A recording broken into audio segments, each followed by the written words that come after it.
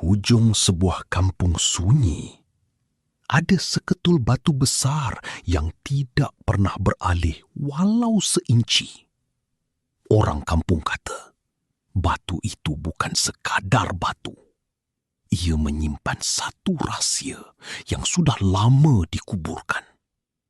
Dan malam itu, rahsia itu mula terbongkar.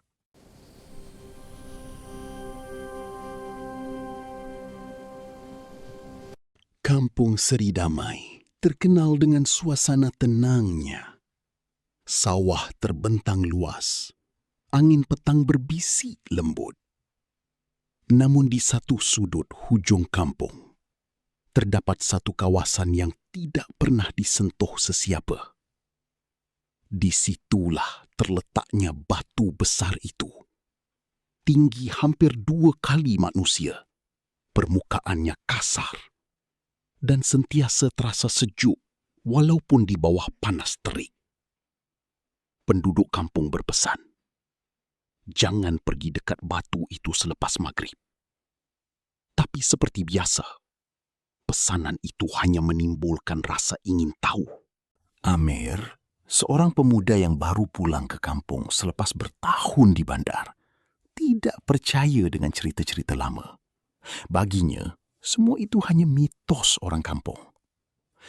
Suatu petang, dia bertanya kepada neneknya, "Nek, kenapa semua orang takut sangat dengan batu tu?"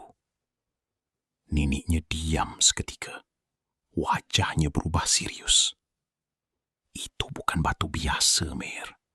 Dulu, ada sesuatu berlaku di situ. Tapi, tak ramai yang berani cerita."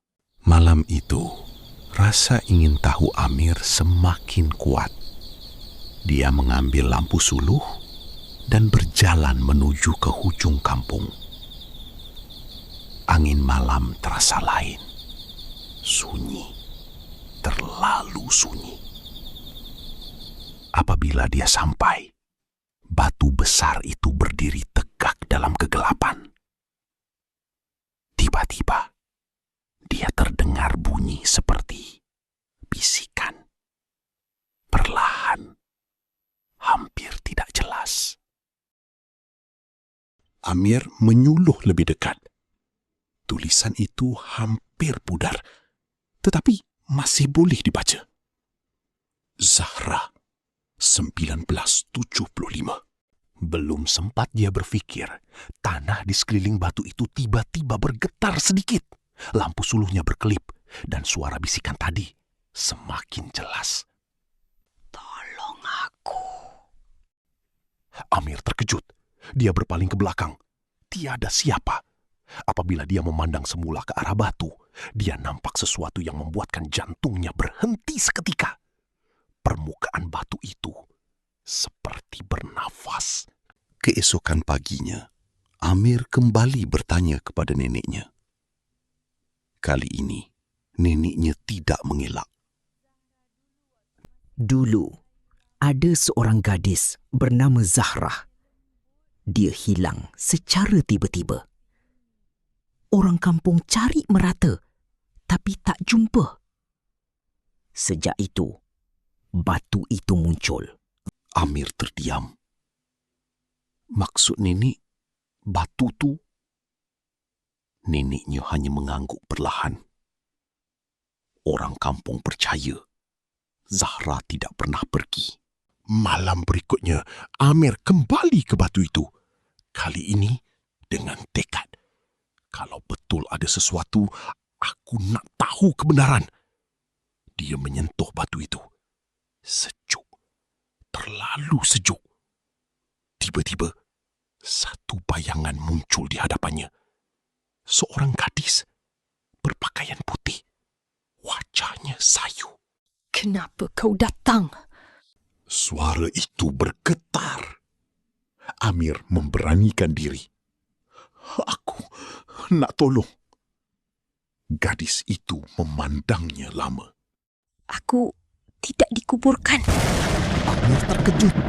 Aku dikunci di dalam..." Perlahan-lahan, gadis itu menunjuk ke arah batu tersebut. Amir terdiam. Tunggu, maksud kau?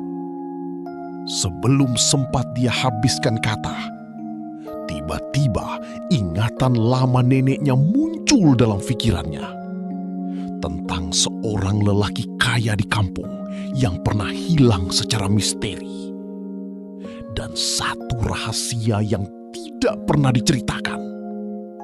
Zahra sebenarnya bukan mangsa. Dia adalah saksi. Dia melihat sesuatu yang tidak sepatutnya. Pembunuhan. Dan untuk menutup rahsia itu, dia sendiri telah dikurung hidup-hidup di dalam batu yang dibina khas. Batu itu bukan batu semula jadi. Ia adalah kubu. Amir berundur perlahan. Tubuhnya menggigil. Siapa yang buat semua ni? Gadis itu memandang tepat ke matanya. Tiba-tiba, suara lain kedengaran dari belakang Amir. Dan rahsia itu tak boleh keluar. Amir berpaling. Neneknya berdiri di situ. Maaf, Mir. Rahsia ini keluarga kita yang jaga. Amir terkaku. Rupanya, lelaki yang membunuh dahulu adalah datuknya sendiri. Dan neneknya menjadi penjaga rahsia itu sejak dulu. Batu itu bukan sekadar menyimpan Zahra, tetapi juga dosa keluarga mereka. Lampu suluh Amir terpadam. Dan malam itu, satu lagi rahsia terbongkar. Sejak hari itu, orang kampung mula perasan. Batu besar di hujung kampung itu seolah-olah semakin besar. Dan kadang-kadang, jika suasana begitu sunyi, akan kedengaran lebih dari satu suara meminta tolong.